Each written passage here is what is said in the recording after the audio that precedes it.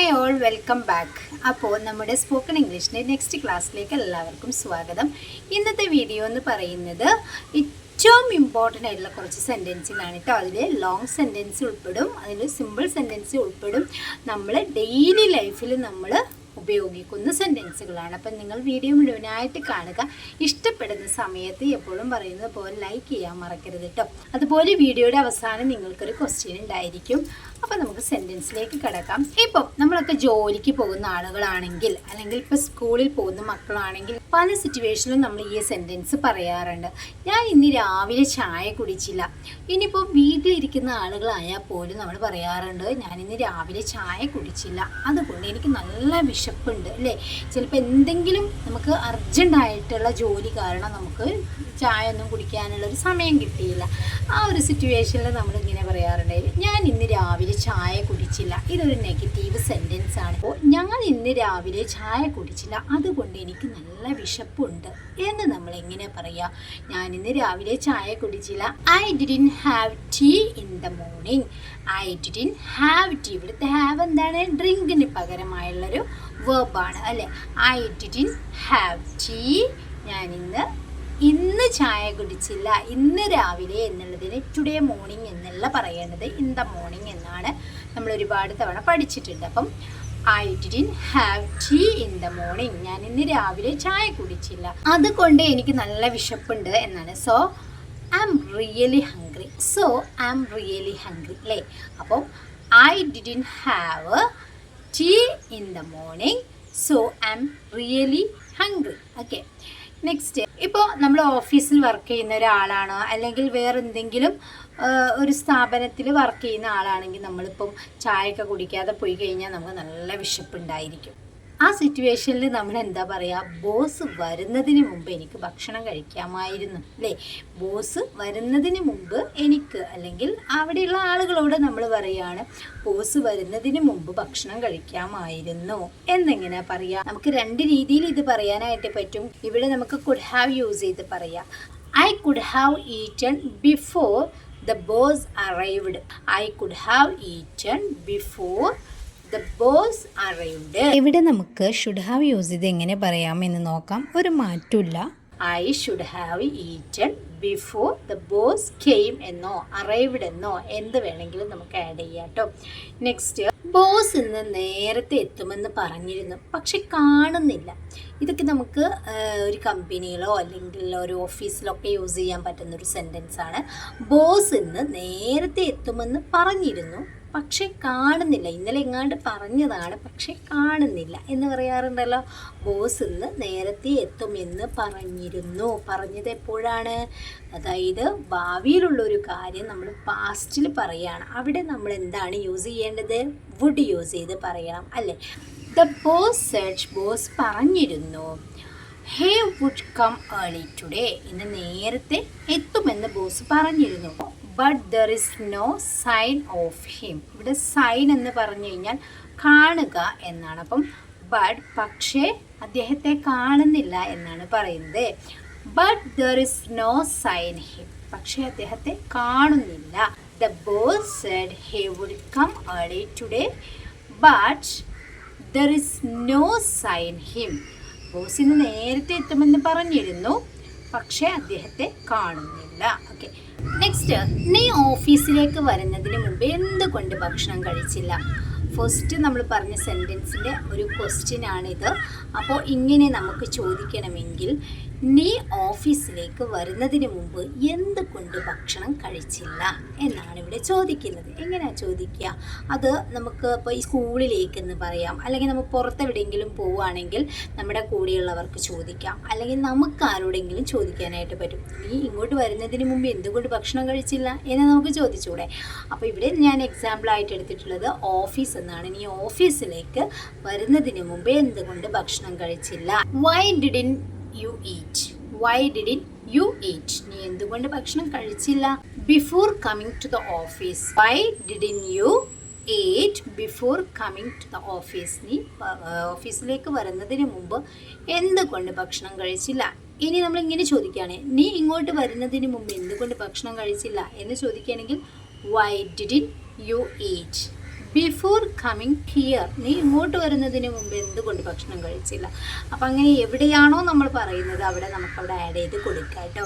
Okay, ഞാൻ ഇന്ന് എഴുന്നേൽക്കാൻ വൈകി, അതുകൊണ്ടാണ് ഭക്ഷണം കഴിക്കാഞ്ഞത്. ഇതൊക്കെ നമ്മൾ ഡെയിലി യൂസ് ചെയ്യുന്ന സെൻറ്റൻസ് ആണല്ലേ.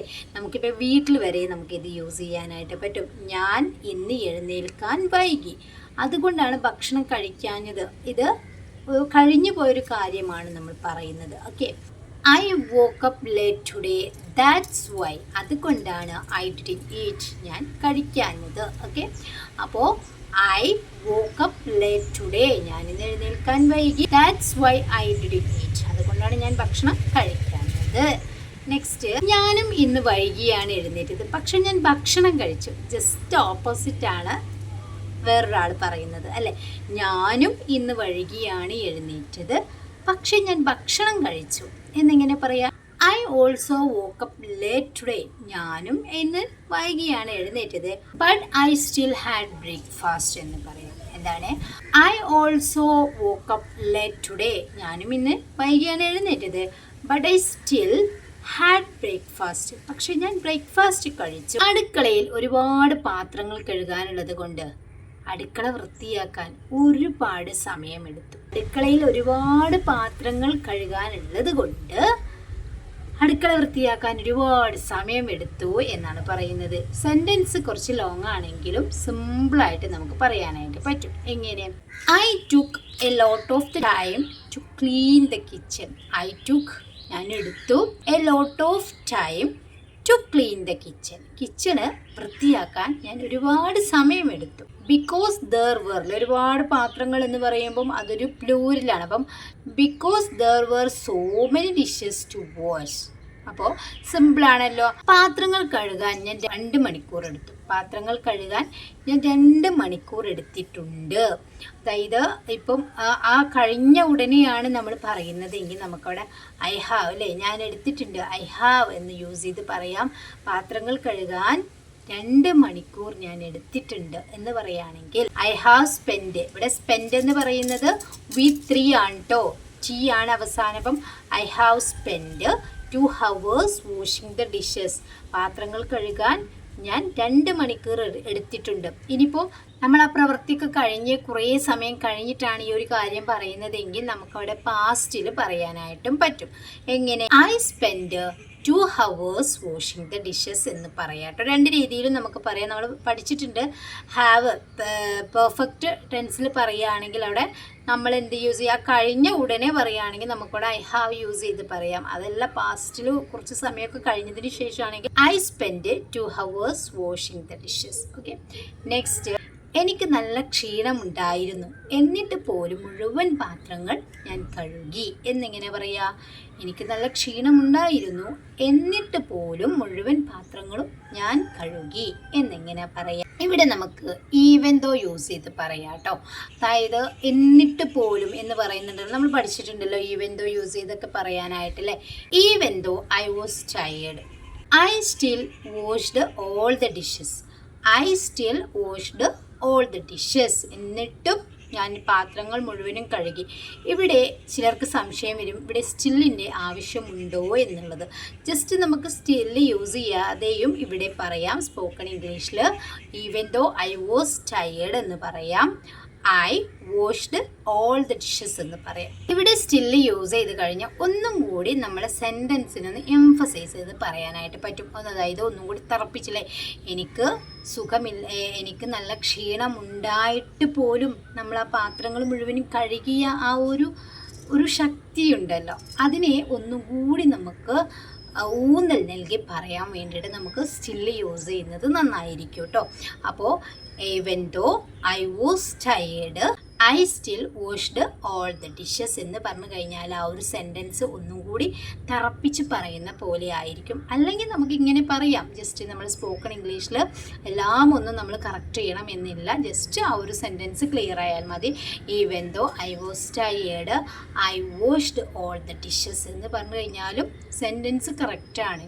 അതായത് എനിക്ക് ക്ഷീണമുണ്ടായിരുന്നിട്ട് പോലും ഞാൻ പാത്രങ്ങൾ മുഴുവൻ കഴുകി എന്നാണ്.